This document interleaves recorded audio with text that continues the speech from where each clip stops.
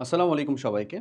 অষ্টম শ্রেণীর মানুষজন, বিশেষ করে যারা বৃত্তি পরীক্ষায় ইনশাআল্লাহ অংশগ্রহণ করবা, আজকের এই ভিডিওর মধ্যে আমি তোমাকে তোমার আপকামিং বৃত্তি পরীক্ষার ইংরেজি এইটার পুরো মানবন্টন, টাইম ম্যানেজমেন্ট এর সাথে, সাথে কী ধরনের কোয়েশ্চেন আসছিল কোন জায়গা থেকে সেটার কোয়েশ্চেন অ্যানালাইসিস সম্পূর্ণটা করে দিব। তো আমি তোমাকে যদি বলি, আমার বাম পাশে যে ছবিটা দেখতে পাচ্ছ, এটা হচ্ছে অলরেডি বিগত বছরের মানবন্টন। বিগত বছর বলতে কি, যারা 26-এ কিছু পরীক্ষা দিয়েছিল, বাট ওরা বেসিক্যালি ছিল হচ্ছে 25 ব্যাচের মানুষজন, জুনিয়র স্কলারশিপ পরীক্ষা দেওয়া। আর জুনিয়র স্কলারশিপ তুমি পরীক্ষা দেবা ইনশাল্লাহ একেবারে 26। তোমার পরীক্ষার এক্সাক্ট ডেটটা কোন সময়ের দিকে বলো তো? 17 ডিসেম্বরের দিক থেকে ইনশাল্লাহ শুরু হবে, সব কিছু ঠিক থাকলে। এবং মানবন্টনে যদি কোনো প্রকার চেঞ্জেস আসে, টাইম ম্যানেজমেন্টে যদি কোনো চেঞ্জেস করতে হয়, তাহলে সার্কুলার প্রকাশ পাওয়ার পরে, যেহেতু এটা বলতেছি এটা বিগত বছরের, কেন বিগত বছরেরটা নিয়েই অলরেডি কন্টেন্ট বানাচ্ছি সেটাও তোমাকে জানাচ্ছি, একটু ওয়েট। তো যদি চেঞ্জেস করতে হয় সেটা আমরা ইনফিনিটি স্কুলের পক্ষ থেকে, আমি আশিক ভাই, দেখবা ইনশাল্লাহ সামনে এসে, তোমার সামনে এসে আবারও বলতেছি যে ভাই এই চেঞ্জেসগুলো হয়েছে, এখন এই ধরনের পরিবর্তনগুলোকে একটু মানাইতে হবে। ওকে? কেন আমরা হচ্ছে যে সার্কুলার প্রকাশ পাওয়ার আগেই কন্টেন্টগুলো দিচ্ছি? কারণ আমরা হিউজ সংখ্যক ট্রাফিক পাচ্ছি এটা নিয়ে, যে ভাইয়া প্রশ্ন কি কি এবং কয়টা থাকবে, কিভাবে প্রস্তুতি নিব, কি কি কয়টা থাকবে, সিন কয়টা, আনসিন কয়টা, রিটেন পার্ট কেমনে, কি গ্রামাটিক্যালের মধ্যে কি থাকবে, বুঝতেছি না তো ভাই। যদিও এই রিলেটেড ভিডিওস অলরেডি আমার আগের বছরের জন্যই বানানো আছে, বাট তোমাদের জন্য অবশ্যই নতুন করে নতুন কিছু ইনসাইট সহ, প্লাস ওই যে জিনিসটাকে যোগ করছি, বিগত বছরের কোয়েশ্চেন অ্যানালাইসিস। এই যে দেখো বিগত বছরের কোয়েশ্চেন কি আসছিল না আসছিল সব দেওয়া আছে, বুঝছো? তো আমি এটা তোমাকে বুঝাবো আর কি এখানেই। তো ওই জন্যই এই অলরেডি এটা করা, কারণ তোমাদের হাফ ইয়ারলির আগেই সার্কুলার প্রকাশ পাওয়ার কথা ছিল, সেটা পায় নাই, পরেও প্রকাশ পায় নাই, ঈদের পরে প্রকাশ পাওয়ার কথা ছিল, তখনও পায় নাই, হয়তো বা খুব দ্রুতই দিবে। তো দেওয়ার আগ পর্যন্ত আমরা আর কি প্রিপারেশনটা এরকমভাবে নিতে থাকি, কারণ মোরললেস চেঞ্জেস খুব অল্প হইলেও হইতে পারে, যেটা আমাদের ধারণা আর কি। একেবারে শিওরভাবে বলতে পারতেছি না, তো লেটস সি, দেখা যাক। চলো আমরা হচ্ছে যে আমাদের প্রিপারেশনটাকে মানে অ্যালাইন করি।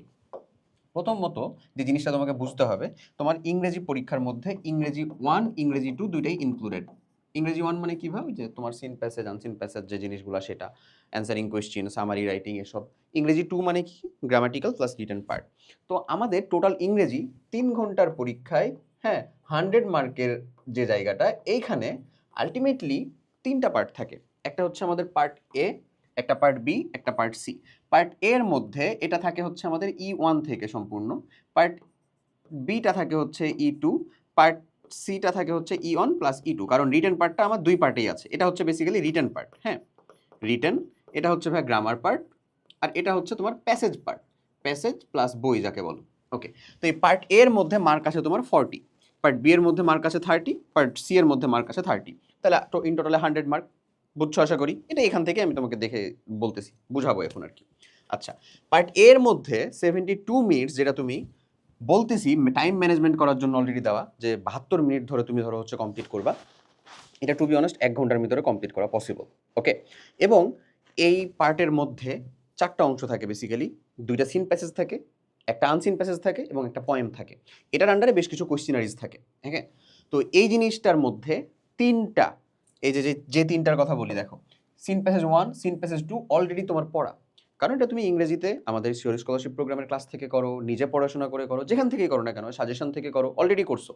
আনসিন প্যাসেজটা কি আসবে সেটার জন্য আমরা সাজেশন দিব, বাট সেটা হয়তো বা যে তোমাকে আরেকবার পড়তে হচ্ছে, এবং আমি পার্সোনালি রিফার করবো অবশ্যই আনসিন প্যাসেজ তুমি এক্সাম হলে পড়বা, কারণ চেঞ্জেস একটু থাকতেই পারে, হুবহু যেটা তুমি সাজেশনে পড়ছো সেটাই যে আসবে এমনটা। তারপরে যে পয়েমটা, সেটাও তোমার পড়া। তাহলে এই 3টা জায়গা পড়া একমাত্র আনসিন প্যাসেজের আন্ডারে, যে ইনফরমেশন ট্রান্সফার অথবা ট্রু ফলস সেইটা, এবং রাইটিং সামারি, ওই আনসিন প্যাসেজের একটা সামারি করতে হবে, এইটা জাস্ট ওই সময়ে পড়ে তোমাকে উত্তর করতে হবে। বাকি 2টা কিন্তু, বা বাকি 3টা কিন্তু অলরেডি তোমার পড়া। তার মানে এটা অবভিয়াসলি ফিজিবল, যেটা আমি 1 ঘন্টার ভিতরে বা 60 মিনিটের মধ্যে কমপ্লিট করতে পারবো। তো আমি যদি এখানে 60 মিনিটের কথা বলি, গ্রামাটিক্যাল পার্ট যেটাকে 44 মানে 54 মিনিটের কথা বলছি, সেটাকে তুমি 50-এর মধ্যে কমপ্লিট করবা। এগেইন যেটা রিটেন পার্ট, এটাকেও 50-এর মধ্যে কমপ্লিট করবা। তাহলে তুমি ইন টোটালে এখানে টাইম সেভ করছো হচ্ছে 20 মিনিটস, 20 মিনিট, হ্যাঁ, তোমার 3 ঘন্টার ভিতরে। অলরেডি এখানে টাইম সেভ যদি বলো, তাহলে তুমি করছো হচ্ছে 20 মিনিট, যে 20 মিনিটটা তুমি দেখা যায় হচ্ছে রিভিশনে কাজে লাগাবা, অ্যাজ ওয়েল অ্যাজ যদি দেখা যায় কোনো জায়গার ভিতরে একটু কম ভালোভাবে লিখছো মনে হয়, তাহলে সেখানে আবার লিখতে পারবা।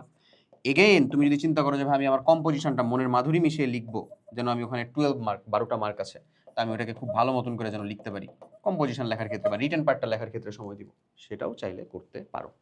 ক্লিয়ার? এখন আসো যে তোমার পার্ট এ এর মধ্যে যে সিন প্যাসেজ 1, 2 এগুলো যেগুলো ছিল, সেগুলো আসলে বেসিক্যালি কি ছিল। দেখো সিন প্যাসেজ 1 যেটা সেটাতে ভিতরে থাকবে এমসিকিউ এবং অ্যানসারিং কোয়েশ্চেন। জাস্ট তোমাদের বেলা সিন প্যাসেজ 1 আসছিল তোমার বইয়ের ওই যে নো নিউ মানে old news is no news অংশ থেকে। দেখো এই যে old news is no news, এই সিন প্যাসেজ অলরেডি তোমার পড়া। এই সিন প্যাসেজ তোমাকে পড়তেও হবে না এই কোয়েশ্চেনের উত্তরগুলো করার জন্য, জাস্ট কোয়েশ্চেন পড়ে উত্তর কমপ্লিট করলেই হবে। কোয়েশ্চেন তুমি পাবা, তুমি কোয়েশ্চেনটা আমরাই দিয়ে দিব, এটা তুমি দেখে নিও। হ্যাঁ, তারপরে আসে হচ্ছে তোমার অ্যানসারিং কোয়েশ্চেন। ওখানে 10টা কোয়েশ্চেন থাকবে 5 মার্ক, আধা মার্ক করে প্রত্যেকটা এমসিকিউ, জাস্ট উত্তরটা লিখে দিলে হয়েছে। অ্যানসারিং কোয়েশ্চেনে 4টা কোয়েশ্চেন থাকবে 2 মার্ক করে, 8 মার্ক এখানে। ওকে, সিন প্যাসেজ 1 তোমার ডান, আর কিছু নাই সিন প্যাসেজ 1। সিন প্যাসেজ 2 চলে আসবে তোমাদের। সিন প্যাসেজ 2 আসছিল হচ্ছে নকশি কাঁথা। নকশি কাঁথা থেকে যেটা আসছিল সেটা হচ্ছে গ্যাপ ফিলিং এবং ভোকাবুলারি, সিনোনিম অ্যান্টোনিম। সিনোনিম অ্যান্টোনিমের সাজেশন পিডিএফ অলরেডি আমাদের দেওয়া আছে। এবছর আবার সেটাকে রিভাইজ করে আমরা ইনশাল্লাহ পাবলিশ করব। আমাদের সাথে থেকেও পেয়ে যাবা, একেবারে স্পেসিফিক টপিকের উপরে ভিডিও পাবা। তোমাদের বেলা এই সিন প্যাসেজ 2 থেকে আসছিল আসলে নকশি কাঁথা। দেখো নকশি কাঁথা থেকে আসছিল, খুব ছোট্ট একটা প্যাসেজ, এখান থেকে এই কোশ্চেনারিগুলো আসছে। ওই ফিল ইন দ্য গ্যাপ মানে ওখানে, তারপরে হচ্ছে সিনোনিম অ্যান্টোনিমের যে কোশ্চেনগুলো, এটা বলে দিবে কোনটা সিনোনিম লিখতে হবে কোনটা অ্যানোনিম লিখতে হবে এমন। এরপরে আনসিন প্যাসেজটা আসছিল হচ্ছে তোমাদের ওই যে আমাদের অ্যাপোলো 11 মানে চাঁদে অবতরণ নিয়ে নীল আর্মস্ট্রং এর ঘটনাটা নিয়ে। ওইটা থেকে ট্রু ফলস আসছে। ট্রু হইলে তো ডিরেক্ট লিখে দিলা ট্রু, যদি ফলস হয় তাহলে তোমাকে কারেক্ট অ্যান্সারটা লিখতে হবে। ওকে, জানা কথা। আর হচ্ছে ম্যাচিং আসছে এই। এখন এখানে একটা নতুন অংশ আছে যেটা হচ্ছে পয়েম। নতুন অংশ কেন বলতেছি, কারণ এই ধরনের জিনিসগুলো বার্ষিক পরীক্ষায় সাধারণত থাকে না। এই পয়েমটা ছিল হচ্ছে অ্যান্সারিং কোয়েশ্চেন ফ্রম পয়েম। এটা তোমার মানে বইয়ের যে কোনো একটা হচ্ছে যে পয়েম থেকে কোয়েশ্চেন উত্তর করতে বলবে, যে তুমি এখান থেকে উত্তর করে দাও। ঠিক আছে, অ্যান্সার 4 কোয়েশ্চেন মানে যে কোনো 4টা কোয়েশ্চেন থাকবে। এখানে অলরেডি বলে দিয়েছে যে তুমি এখানে 7টা কোয়েশ্চেন দিয়ে থাকবে, 4টার উত্তর করতে হবে। বৃত্তি পরীক্ষায় একটা মজাদার বিষয় হচ্ছে এখানে সাধারণত অপশন থাকেই না, যে ধরো 2টা দিছে বা 3টা দিছে তার ভিতরে একটাকে করতে হবে এমন। বাট এই যে যেটা নতুন সংযোজনের জিনিস, ওখানকার 7টা কোয়েশ্চেনের মধ্যে 4টার উত্তর করতে হবে। যেমন দেখো যে রিটেন পার্টে কম্পোজিশন একটা থাকবে, একটাই লিখতে হবে, কোনো অপশনই নেই। এবং তোমাদের কম্পোজিশন কি আসছিল জানো, মোস্ট কমন জিনিস, মানে journey by train you have recently enjoyed. তবে এটা বলে নাই যে journey you have recently enjoyed মানে তুমি জার্নি বাই বাস বা বোট দিতে পারো না, জার্নি বাই ট্রেনের কথা বলছে, ট্রেনই করতে হবে। আর এই জার্নি বাই ট্রেন আমরা সম্পূর্ণরূপে সবাই কম বেশ পড়ে থাকি, বা জার্নি হিসাবে চিন্তা করতে গেলে জার্নি বাই ট্রেনকেই আমরা হচ্ছে যে পড়ে থাকি আসলে কম্পোজিশন হিসেবে। তো আশা করি বুঝাইতে পারছি, ক্লিয়ার? সো তোমার পার্ট এ ডান, যেটা আসলে তুমি 60 মিনিটের মধ্যে কমপ্লিট করবা। তুমি যদি এইখানে কোয়েশ্চেন অনুযায়ী টাইমগুলোকে ভাগ করে দাও তাও তুমি পারবা এটা করতে। ওকে, মধ্যখানে একটা জায়গা ছিল ম্যাচিং, এটাও খুব সহজ জিনিস, ছোট্ট জিনিস থেকে চলে আসছে। এরপরে যদি আমি পার্ট বি এর মধ্যে যাই, grammatical part, part B. Grammatical পার্টের ভিতর থেকে থাকে কি, গ্যাপ ফিলিং উইথ ক্লুজ অথবা উইদাউট ক্লুজ, যে কোনো একটা থাকবে। তোমাদের বেলা এই যে এখানে দেখো গ্রামাটিক্যালের মধ্যে যদি আমি যাই পার্ট বি এর মধ্যে, এই যে এখানে ডিরেক্ট হচ্ছে যে সুইটেবল ওয়ার্ড দিয়ে দিছে, মানে without clue, direct without clue দেওয়ার আছে। এরপরে যদি এখানে আসে দেখো সাবস্টিটিউশন টেবিল আছে, রাইট ফর্ম অফ ভার্ব আছে, চেঞ্জিং সেন্টেন্স আছে। এইখানে এই টোটাল মার্কটাতে মিলে আছে 30 মার্ক। এই কয়টা গ্রামাটিক্যাল পার্ট আছে, যে গ্রামাটিক্যাল পার্টগুলো এখানে সুন্দর করে দেওয়া আছে। এই যে টেবিল, 3টা কলামকে মিলায় টেবিল বানাইতে হবে। এরপরে 3টা কলামকে মিলায় টেবিল বানাইতে হবে, উত্তর করে দিবা। তারপরে হচ্ছে রাইট ফর্ম অফ ভার্ব দেওয়া এখানে। তারপরে হচ্ছে এখানে দেওয়া আছে যে changing sentence. Done.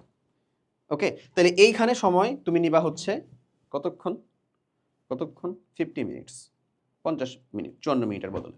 Okay, impossible to be honest না। তুমি হচ্ছে গ্যাপ ফিলিং ইজিলি করতে পারবা, 10টা গ্যাপ ফিলিং করা সম্ভব 5 মিনিট আসলে, তুমি যদি পড়ো ঠিক মতন। এবং আমরা এগুলোর প্রত্যেকটা সাজেশন যেহেতু প্রোভাইড করি, এবং সাজেশন থেকে হুবহু কমন আসবে এই জিনিসই আমি মানে প্রচার করতেছি এমন না, বাট মোরাললেস ওখান থেকেই আসে। ওকে, আচ্ছা। এরপরে দেখো যদি বলি রাইট ফর্ম অফ ভার্ব সেটা থেকে, তারপরে দেখো চেঞ্জিং সেন্টেন্স সেটা থেকে। চেঞ্জিং সেন্টেন্সে 10টা 1 মার্ক করে 10 মার্ক পুরা।